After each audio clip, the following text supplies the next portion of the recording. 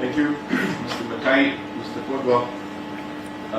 I take note of the request by Mr. Kodwa that the court should consider marking this a final remand for the purposes of the outcome of representations.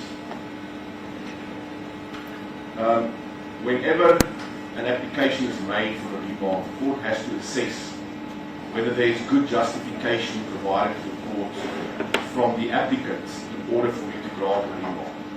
And I have to weigh that up against the time that we're going to have to postpone the matter for, and the prejudice suffered by not only yourselves but also by the state and their witnesses that are all waiting their opportunity to testify in court. So there's a magnitude of issues that I have to weigh up every time a postponement request is made. A postponement request is not just there for the taking. It has to be motivated.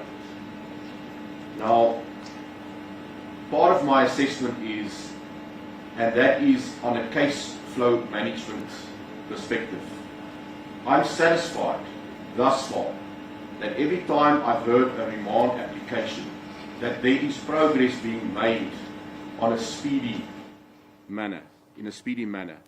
I cannot see that there has been any undue delays at this stage. It may happen that before the 1st of November, your legal representatives may get a communication from the DPP's office requesting certain further information from you. And that information may materially affect the outcome of that representation, even favoring you,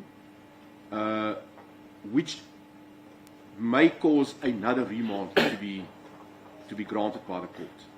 So I'm not in the habit of marking postponements final, because there may be good justification to mark it, to postpone it again, which means I have to mark it final and then final and possibly final again.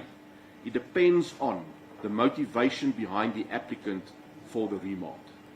So that is why I'm not going to agree to marking it final, but every time an application is brought for a postponement, I apply my mind and I assess it on the merits, whether such an application is justified or not.